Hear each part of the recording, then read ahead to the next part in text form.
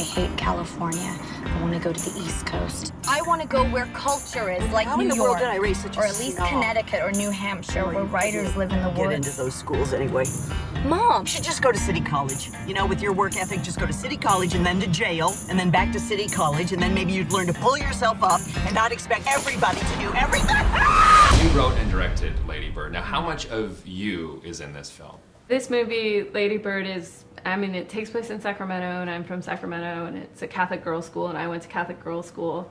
But other than that, it's not literally my autobiography. And in a way, I was kind of the polar opposite of Lady Bird. I never made anyone call me by a different name.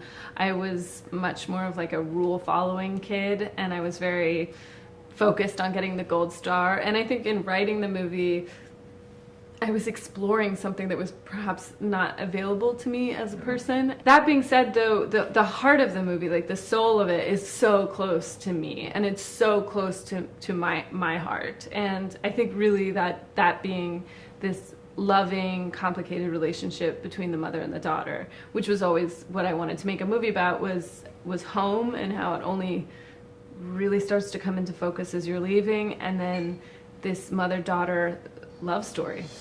Does Mom hate me? If you're tired, we can sit down. I'm not You tired. were dragging your feet. You are so infuriating. Please stop yelling. I'm not yelling. Oh, it's perfect. Do you love it? It's really an amazing film. I love this, and of course the whole name conversation with she's Lady Bird but she's Christine. Yeah. Is it a rebellion, or is it a identity crisis, or you know what's going on there? Well, you know, I kind of was interested in this idea of renaming yourself as like a double thing on a couple of levels. The first level being you can do it in a religious way, like when you get your saint name at confirmation, and that's the saint you aspire to be like, or if you want to be a rock star and you name yourself David Bowie or Madonna, and you occupy this bigger space, and it both has this supreme confidence in it, like I am this bigger person, and also deep insecurity, because it means that who you are is not enough.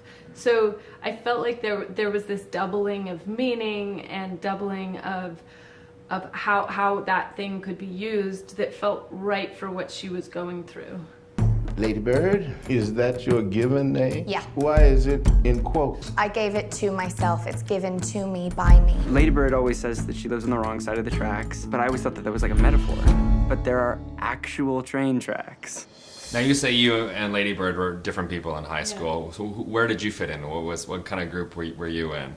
Well, like I said, I was a real rule follower. I was an extreme nerd. But I think I always had a rebellion in me that I just didn't, I felt like I just wasn't quite the person who could do it. When I was growing up, people would always say like, well, this is all gonna work for you later. And I was like, yeah, right.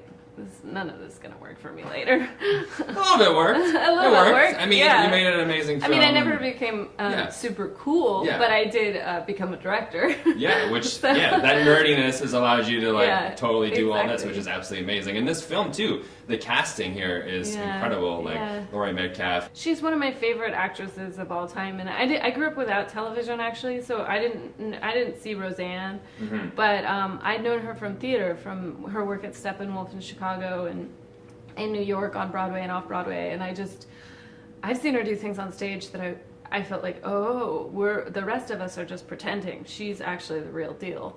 And I was so honored that she wanted to work on this film, and really her and Saoirse Ronan, they're both such tremendous actresses, and I just knew I needed two heavy hitters, two people who had this power and this empathy and this ability to tell an entire story on their face, and they both have that. Yeah, and the chemistry too between them. Like, I feel like, did they get together, in advance of this film and kind of get that down? Because they really feel like you really believe this relationship between them. Well, actually, Saoirse was on Broadway in The Crucible, and so she was in New York, and Laurie was in New York, and I kind of started getting people together, not really for rehearsal proper, but just hangout sessions, because I wanted there to be a kind of intimacy between everybody and a trust. And then I had an actual rehearsal period where I got them and I started working them and making sure that they were in sync, and they just clicked into each other. It was like puzzle pieces just fitting together, and they were such a pleasure to direct. I mean, everyone in the whole cast, but because of the two of them, how many scenes that they have together that are so wrenching, and you just feel like you understand both of them. And that was my goal the whole time. It's like I get both of these people, even when her mom says the wrong thing, or even when Lady Bird is being a jerk. You feel like, but I get it. I get where you're coming from. I want you to be the very best version of yourself that you can be.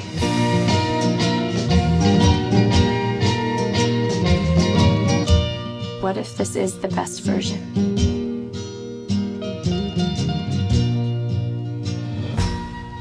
What I'd really like is to be on Math Olympiad. But math isn't something you're terribly strong in. That we know of yet.